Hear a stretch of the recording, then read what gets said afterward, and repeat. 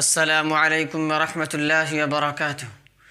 اللہ رب العزت نے انسانی جسم کو یہ نظام دیا ہے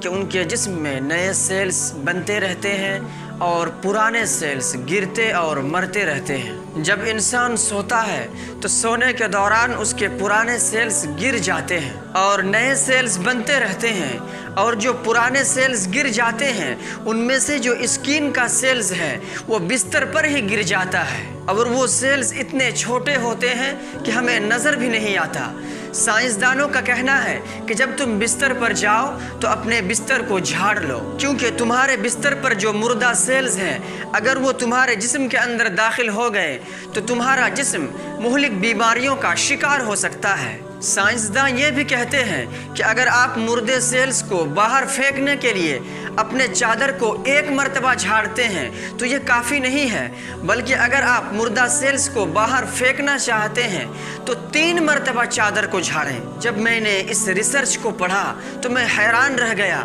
کہ کیا یہ وہی بات نہیں ہے جو ہمارے اور آپ کے نبی نے فرمایا تھا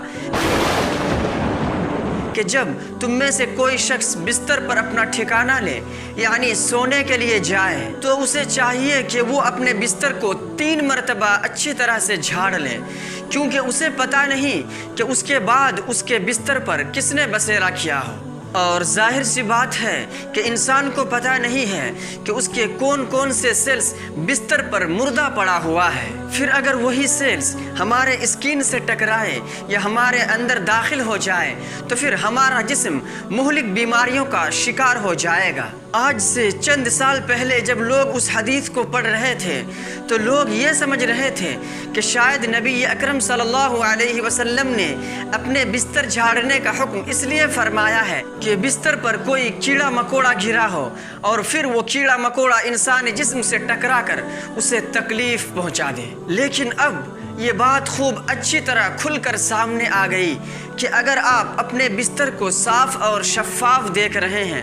آپ اپنے بستر کو کیڑے مکوڑے اور چھوٹے چھوٹے حشرات الارض سے خالی دیکھ رہے ہیں، پھر بھی اپنے بستر کو 3 مرتبہ اچھی طرح جھاڑ لیں، کیونکہ آپ کو پتہ نہیں کہ کتنے سارے مردے سیلز آپ کے بستر پر گرے ہوئے ہیں۔ اگر ایک لمحے کے لیے بھی اسلام کے سارے سچائی، اسلام کے سارے دلائل کو چھوڑ دیا جائے اور صرف ایک حدیث کو اور یہی حدیث کو سامنے رکھا جائے کہ ہمارے نبی صلی اللہ علیہ وسلم آج سے 14 صدی پہلے ہی اس صحرا میں جہاں پڑھنے لکھنے اور تحقیقات کرنے کا کوئی رواج ہی نہیں تھا، نہ کوئی اس باریک سے باریک نقطے کو سمجھ سکتا تھا، اس وقت، جی ہاں اس وقت ہمارے اور آپ کے نبی صلی اللہ علیہ وسلم نے ہمیں یہ تعلیم فرمائی کہ جب تم اپنے بستر پر جانے لگو تو اپنے بستر کو 3 مرتبہ اچھی طرح سے جھاڑ لو۔ تو صرف یہی ایک دلیل بھی اسلام کی حقانیت کو ثابت کرنے کے لیے کافی ہے۔ آپ خود ذرا سوچئے نا کہ 1400 سال پہلے عرب کے صحرا میں پیدا ہونے والا ایک شخص جس نے نہ پڑھنا سیکھا، جس نے نہ لکھنا جانا، جو امی تھا اور ان کا امی ہونا اپنے آپ میں فخر تھا، وہ اتنی باریک باریک باتیں آخر لائی کہاں سے؟ وہ کیسے لوگوں کو اتنی باریک باریک باتیں بتاتے تھے